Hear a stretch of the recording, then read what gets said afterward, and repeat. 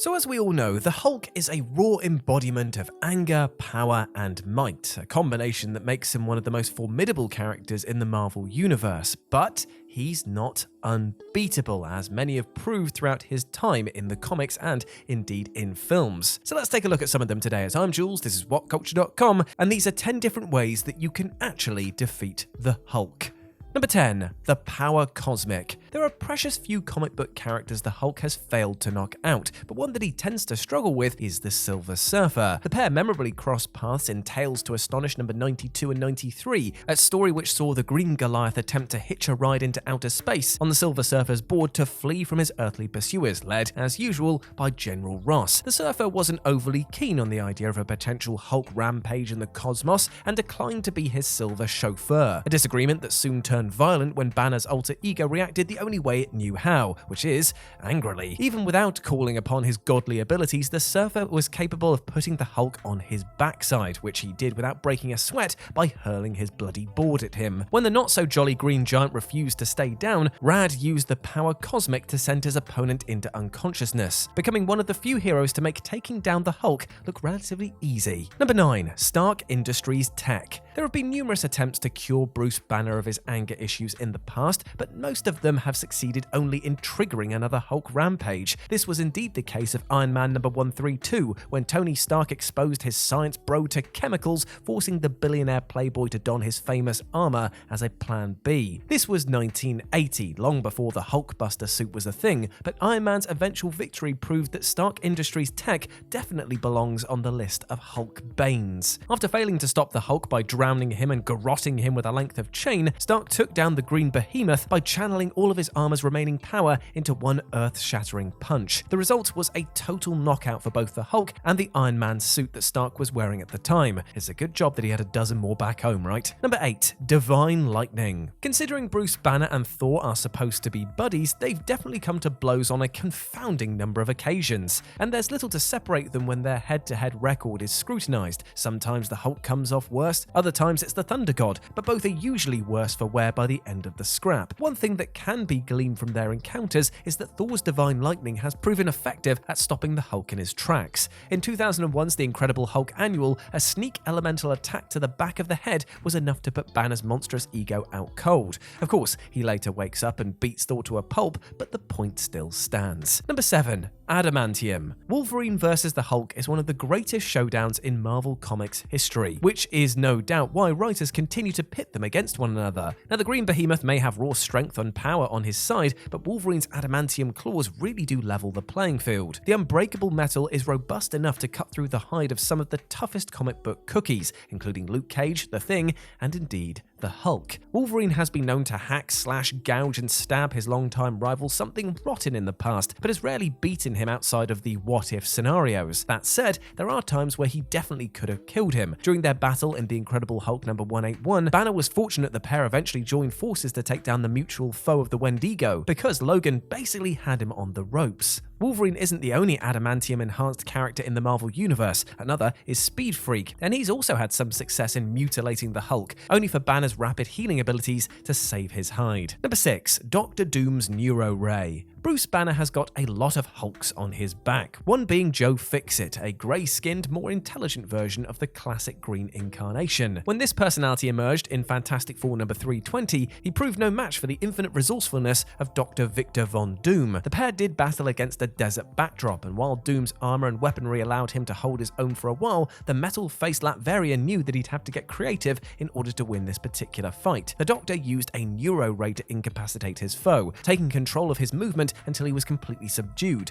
but this was only half the battle. With the Hulk at his mercy, Doom played on his ego, another Achilles heel for Banner, goading him into picking a fight with the Thing by accusing him of fearing the Fantastic Four's Rocky Behemoth and hiding away from him. Number 5. Plasma Blasts. One of the Hulk's least incredible moments came way in 1972 when he was taken down by a B-list X-Man in Incredible Hulk number 150. An unfortunate case of mistaken identity sparked a battle with Havoc. Hulk Hulk erroneously believed the mutant Polaris was his former squeeze Dorella, the green-skinned princess of Kai, and snatched her King Kong style. Things got hairy when the arrival of a military jeep sent the Jade Behemoth into a state of rage, but Alex Summers arrived on the scene to rescue his ex-teammate. Now, Havoc's energy-based attacks didn't prove especially effective at first, but he was forced to strategize when the Hulk threatened to crush him with a cliff face, channeling a focused plasma blast into his opponent's forehead and sending him out for the count. It was quite the David versus Goliath victory for Havoc here. Number 4. Sleeping gas. It turns out that you don't need divine elemental capabilities, cosmic powers, or even super strength to put the Hulk down, because good old-fashioned sleeping gas will suffice. In a dramatic twist, it's actually a DC Comics hero who demonstrated this during 1981's DC Special Series number 27, in which Batman crossed paths with Bruce Banner. This rare crossover comic found Banner exploring the medical potential of a gamma gun from Wayne Tech before the Joker arrived on the scene, stole the device, unleashed the Hulk, and manipulated him into attacking the Caped Crusader. Batman, a mere mortal, knew that he stood no chance in a toe-to-toe battle against the rampaging embodiment of anger, but the world's greatest detective always has a trick or two up his sleeve, or in this case, tucked into his utility belt. The Dark Knight hit the Hulk with a hefty dose of sleeping gas, and his opponent's only response was to hold his breath. One precise kick to the solar plexus later, and Banner choked down a lungful, sending him to the land of Nod. Number 3. Teamwork. The Hulk has been known to smash his way through some of the Marvel Universe's most powerful collectives, including multiple versions of the Avengers and the X-Men, but other teams have taken him down by functioning like a well-oiled machine. A classic example is the Fantastic Four in issue number 166 of their eponymous series, which dates back to 1979. The Human Torch temporarily blinded Hulk with fire, Mr. Fantastic then bound his limbs, and the Invisible Woman generated a force field around his head to deprive him of air. It was Banner's frequent combatant, The Thing, who delivered the knockout blow though, but in all fairness to Ben Grimm, he felt super bad about it afterwards. Number 2. Hitting him really, really, really hard.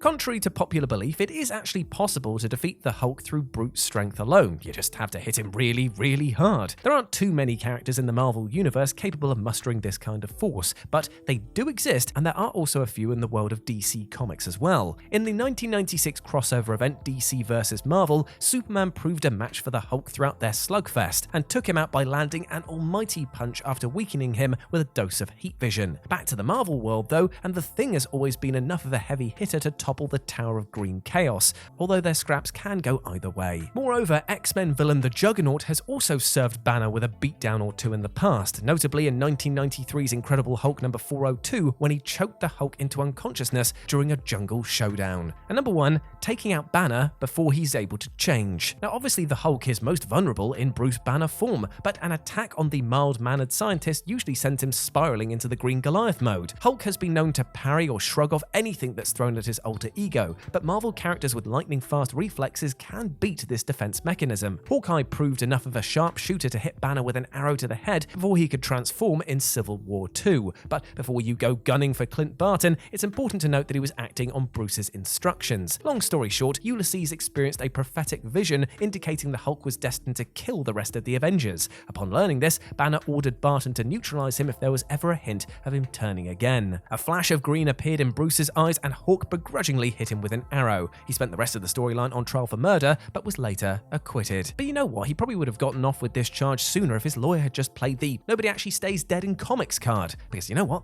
That's the bloody truth. And there we go, my friends. Those were 10 different ways you can actually defeat the Hulk. I hope that you enjoyed that, and please let me know what you thought about it down in the comments section below. As always, I've been Jules. You can go follow me over on Twitter at RetroJ with a 0, or you can swing by Live and Let's Dice, where I do all of my streaming outside of work, as well as my Warhammer battle reports, and it'd be great to see you over there. As always, I've been Jules. You have been awesome. Never forget that, and I'll speak to you soon.